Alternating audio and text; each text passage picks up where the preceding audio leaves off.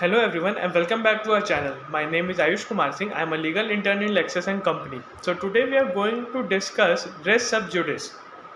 The phrase res sub judice is a Latin maxim. It means status is under judgment or already pleading. The doctrine bars the parallel trial of suit where the matter is pending and adjudicate in the formal suit. It does not restrict in filing the substantive suit. It prohibits the court to try parallel cases on the same subject matter and parties. The rule of sub judice is based on public policy, and the purpose of the doctrine is to prevent multiplicity of proceeding. It restricts the changes of having two contradictory conflict judgments by the courts.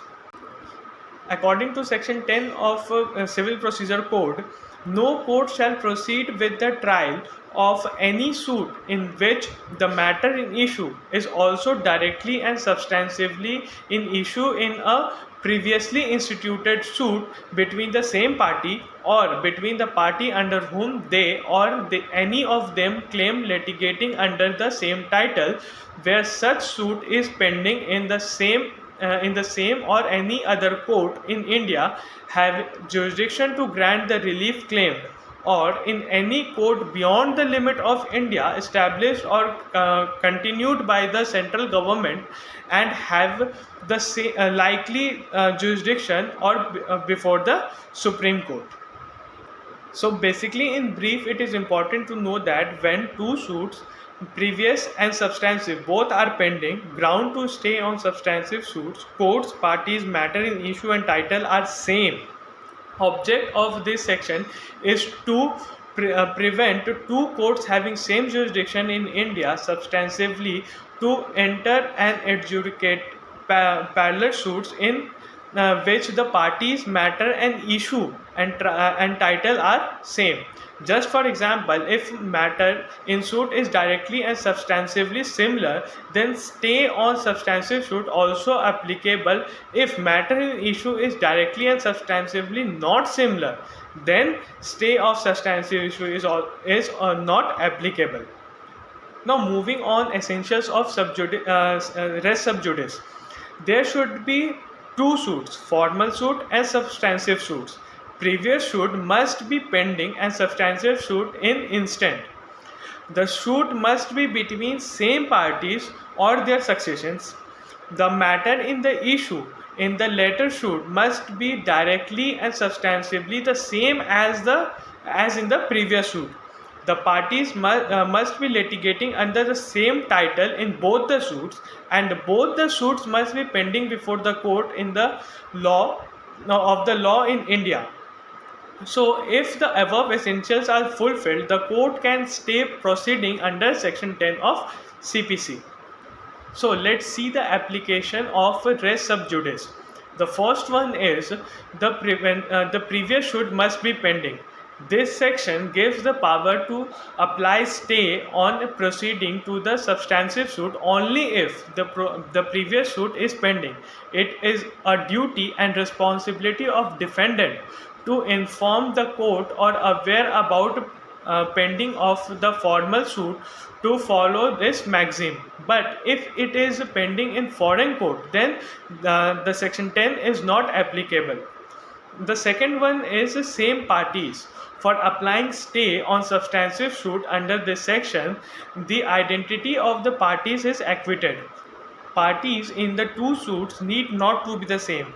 But to apply section 10, it is enough that a previously instituted suit between the parties under whom they or any of them or their succession claim litigation under the same title under same suit.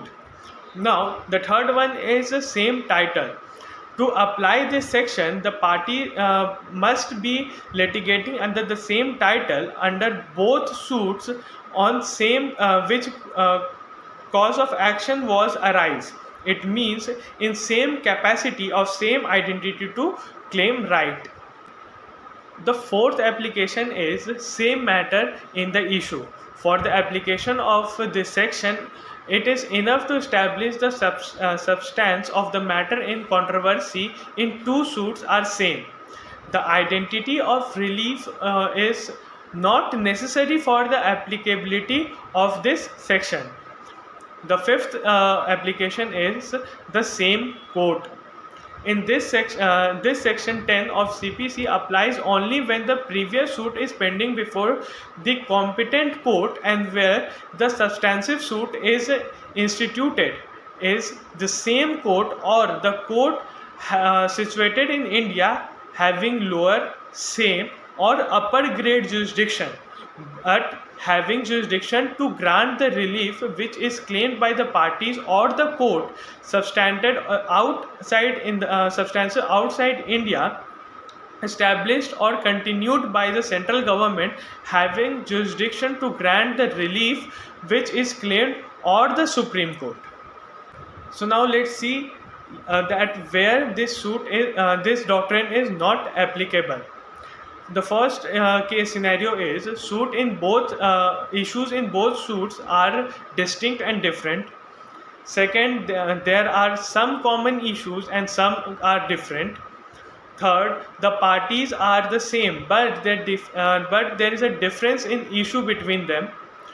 Or all the suits in the prior institute suits should also be issued in the later suit along with other different issue.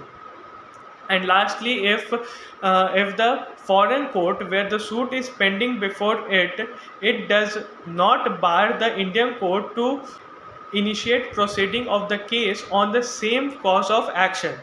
So basically section 10 of the CPC does not apply on the foreign court. So I hope you find the video informative. So please like, share and subscribe.